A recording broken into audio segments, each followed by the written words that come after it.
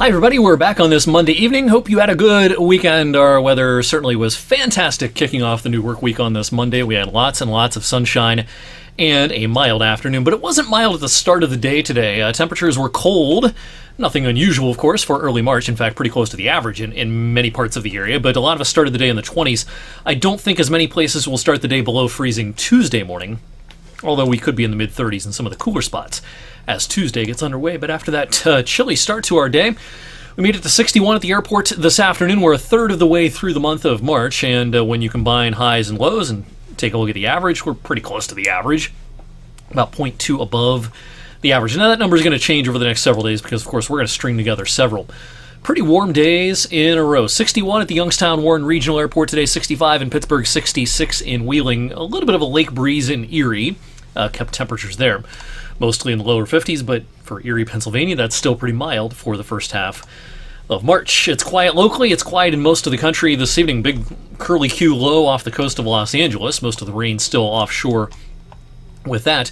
It's this low down in the southeast that's providing the damp weather. We had a tornado earlier on today, this morning, in around the Orlando area in central Florida, associated with the cold front that was associated with that low pressure system. But other than that, there's not a lot going on across the lower 48 this evening. Actually, kind of an interesting feature coming our way tomorrow. A cool front will slide in from the north with little fanfare. Not expecting any precipitation with this front. Now, before the front arrives, we'll get up into the 60s area-wide during Tuesday afternoon. But as I roll this forward towards late afternoon, early evening, notice the temperature gradient that starts taking shape. A place like, Mentor and Geneva on the Lake and Ashtabula even, they're going to go from about 60 down to about 40 in just a few hours. In our TV viewing area, our northern areas will cool off very quickly by about sunset tomorrow evening. Now, the farther south you are, the cool down will be much more gradual because the front really won't penetrate all the way down towards East Liverpool until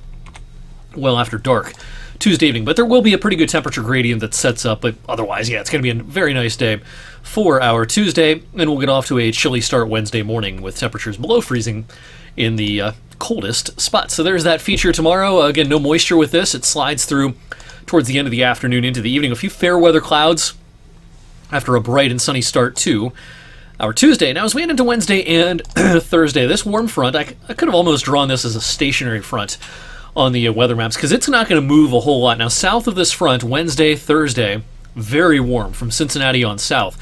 We won't share in that really warm air until the very end of the week as this front finally starts lifting north Thursday night into Friday. But for a couple of days, it's just going to kind of hang out around and south of Interstate 70. That being said, north of the front, it's not cool outside by any stretch of the imagination. Pretty nice forecast for us all the way through Thursday and Friday. Why am I showing you an animation of model cloud cover Thursday night, early Friday morning? Well, the reason for that is we have a total lunar eclipse coming later this week. Now, this isn't the most accessible because it's coming in the wee hours of Friday morning. If this were coming closer to midnight or closer to daybreak, it'd be a lot better. But still, a blood red moon will appear with the totality occurring just before 3 a.m. And I do think the weather will be pretty cooperative. That model animation I just showed you shows a relatively clear sky, should be overhead. Now, as we head towards the weekend, it's going to continue warming up, and it will turn a little bit kind of humid even a little bit on Saturday. And this will be a pretty good setup for severe weather for a couple of days, Friday and into Saturday. For Friday, it's nowhere near our area, but during the day Saturday, one thing we'll be watching for here is it may be one of those days Saturday where the coverage of thunderstorms is pretty low in the afternoon. I don't think we're going to have much of a trigger in our area on Saturday. I do think a cold front will roll through on Sunday, but there's not going to be a front or much of a trigger for the afternoon Saturday. That being said, a little bit of instability and a whole lot of wind shear above our heads. Very strong low pressure at the end of this week and the start of the weekend is going to provide all sorts of changing of the wind direction and speed as you go up through the atmosphere.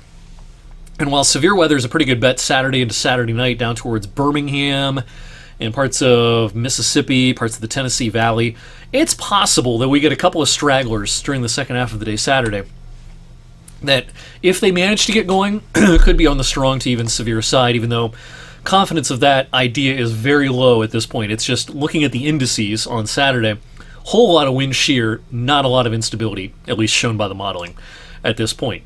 storms or no storms, it's going to be warm Friday and Saturday. It'll turn kind of windy, especially on Saturday. But look at those temperatures. We'll see our first 70s of the season, it looks like, on Friday and into Saturday. Sunday's a transitional day, probably some rain, especially in the morning hours.